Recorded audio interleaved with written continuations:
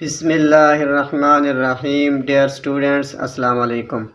आज की इस वीडियो में हम क्लास 10th की मैथ की एक्सरसाइज 2.1 का क्वेश्चन नंबर 2 डिस्कस करना है।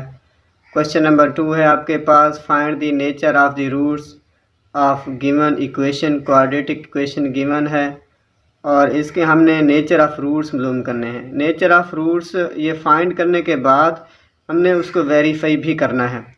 तो सबसे पहले हमें नेचर ऑफ रूट्स का पता होना चाहिए, ये क्या चीज़ है और ये कैसे हम फाइंड आउट करते हैं। तो पहले इसको हम डिस्कस कर लेते हैं। तो स्टूडेंट्स, नेचर ऑफ रूट्स जो होते हैं किसी भी क्वाड्रेटिक इक्वेशन है उसका हम डिस्क्रिमिनेंट फाइंड करते हैं। डिस्क्रिमिनेंट लास्ट क्वेश्चन नंबर 1 में इसी एक्सरसाइज का हम डिस्कस कर चुके हैं। डिस्क्रिमिनेंट फाइंड करेंगे अगर डिस्क्रिमिनेंट ग्रेटर देन हो 0 से और परफेक्ट स्क्वायर हो, तो फिर उस इक्वेशन के जो रूट्स होंगे वो रेशनल, रियल और अनइक्वल होंगे। इसी तरह अगर डिस्क्रिमिनेंट आ गया हमारे पास ग्रेटर देन 0 हो, 0 से बड़ा हो बट वो नॉट परफेक्ट स्क्वायर हो, तो फिर उस इक्वेशन के जो रूट्स होंगे वो इर्रेशनल होंगे, रियल होंगे और अनइक्वल होंगे। अगर परफेक्ट स्क्वायर हैं तो उसके रूट्स जो हैं वो रेशनल होंगे और यहाँ पे सिर्फ इर्रेशनल आ रहा है, बाकी रियल और अनइक्वल तो दोनों में होंगे। इसी तरह अगर डिस्क्रिमिनेंट है, if discriminant is equal to 0, अगर डिस्क्रिमिनेंट आ गया 0 तो फिर जो रूट्स होंगे उस इक्वेशन के वो रियल होंगे और इक्वल होंगे।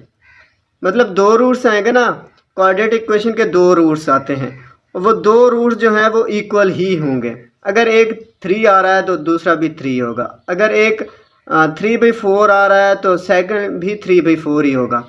इसी तरह लास्ट पे है, फोर्थ कंडीशन है कि अगर डिस्क्रिमिनेंट आ गया 0 से छोटा, if discriminant smaller than 0 then the roots are imaginary, तो रूट्स उसके इमेजिनरी होंगे।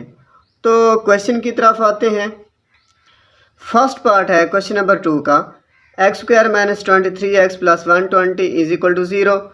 उसी क्वेश्चन को वैसे हमने लिखा। अब यहाँ पे क्वाड्रेटिक इक्वेशन की जो स्टैंडर्ड फॉर्म होती है ax² + bx + c, उसके साथ इस इक्वेशन को हम कंपेयर कर लेंगे। तो फिर x² का कोएफिशिएंट 1 जो है ये a के इक्वल, और यहाँ पे x का कोएफिशिएंट 23 है, ये b के इक्वल लिखेंगे, और यहाँ पे कांस्टेंट हमारे पास है 120, तो c is equal to 120। Discriminant हमने फाइंड करना है। बस डिस्क्रिमिनेंट फाइंड करने के बाद हमने वो कंडीशन दे के बतानी है कि ये रेशनल है, रियल है, अनइक्वल है, इक्वल हैं, जो भी हैं वो बताएंगे। तो डिस्क्रिमिनेंट इसका फाइंड करेंगे, b² - 4ac, b हमारे पास है -23, तो -23 का स्क्वायर -4, और a जो है 1 है यहाँ पे, और c जो है 120।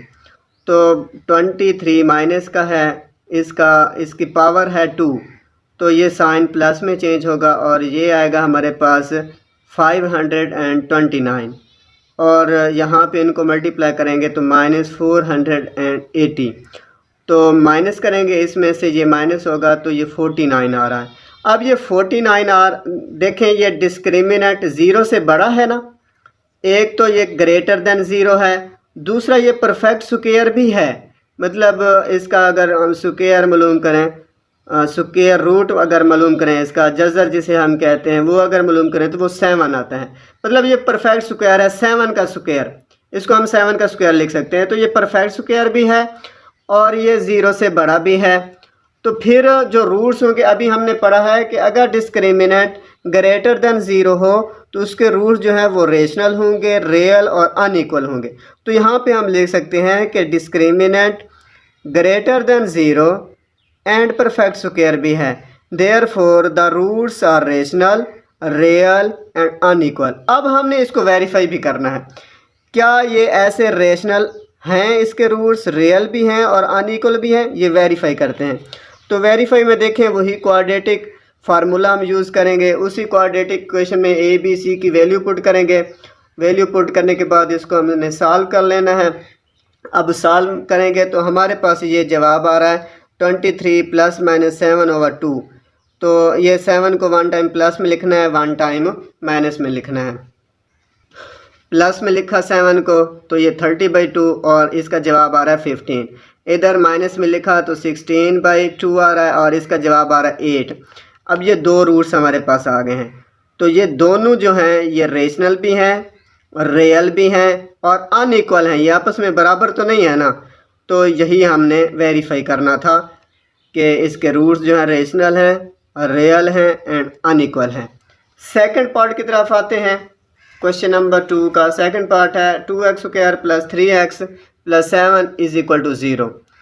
वही काम हमने करना है, डिस्क्रिमिनेंट फाइंड करना है। डिस्क्रिमिनेंट से पहले ये क्वाड्रेटिक इक्वेशन की जो स्टैंडर्ड फॉर्म होती है, चलो यहाँ पे मैं लिख देता हूँ कि ax² + bx + c = 0। इस इक्वेशन के साथ इस इक्वेशन का मवाजना करेंगे, कंपेयर करेंगे। यहाँ पे देखें a की जगह पे इधर क्या है, 2 है, तो a = 2। इधर x के साथ b है तो यहाँ x के साथ 3 आ रहा है, तो हम लिख सकते हैं b = 3। इसी तरह यहाँ पे c की जगह पे इधर 7 है ना, जिसके साथ ना x है ना x² है, तो c = 7 है। डिस्क्रिमिनेंट फाइंड करेंगे, फार्मूला b² - 4ac, b 3 है, 3 का स्क्वायर -4 और a की जगह पे 2 है, c की जगह पे 7 है। पुट करेंगे और इसको सॉल्व करेंगे, ये आ रहा है जवाब -47। -47 जो है ये 0 से छोटा है, क्योंकि 0 से छोटे जो होते हैं वो माइनस में ही होते हैं। तो अभी हमने पढ़ा है कि डिस्क्रिमिनेंट अगर 0 से स्मॉलर हो, छोटा हो, तो फिर उसके रूट्स जो होते हैं वो इमेजिनरी होते हैं। तो यहाँ पे ये 0 से छोटा आ गया, तो हम लिख सकते हैं कि discriminant smaller than 0, therefore the roots are imaginary. अब इसको हमने वेरीफाई भी करना है। वेरीफाई करने के लिए उसी क्वाड्रेटिक फार्मूला में हमने ये ए बी सी की वैल्यू पुट्स करनी है। ये पुट करेंगे -b हमारे पास है 3, तो -3 + -3 का स्क्वायर -4, a हमारे पास 2 है और c जो है वो 7 है। इसको सॉल्व करेंगे। यहाँ पे देखें अब हमारे पास जो जवाब आ रहा है ना, ये स्क्वायर रूट के अंदर माइनस में आ रहा है। तो जब स्क्वायर रूट के अंदर मतलब जज़र के अंदर माइनस में, मनफी में जवाब आ रहा हो, तो वो आयोटा फॉर्म में जवाब आता है।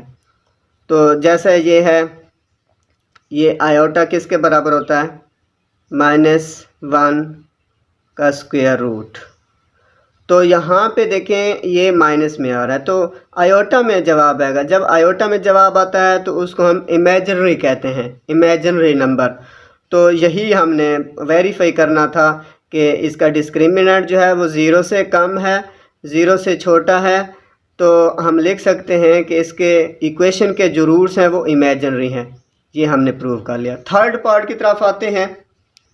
थर्ड पार्ट है हमारे पास 16x² - 24x + 9 = 0। उसी क्वेश्चन को वैसे लिखा। अब कंपेयर करेंगे स्टैंडर्ड फॉर्म के साथ क्वाड्रेटिक इक्वेशन की। a = 16, b = -24 और c = 9। डिस्क्रिमिनेंट फाइंड करेंगे, b² - 4ac, b हमारे पास है -24 का स्क्वायर और -4, a हमारे पास है 16 और c है 9। तो इसका स्क्वायर 576 आता है और यहाँ पे इनको मल्टीप्लाई करेंगे तो ये भी 576, तो = 0। डिस्क्रिमिनेंट आ गया 0, तो हम लिख सकते हैं so discriminant = 0, therefore the roots are real and equal.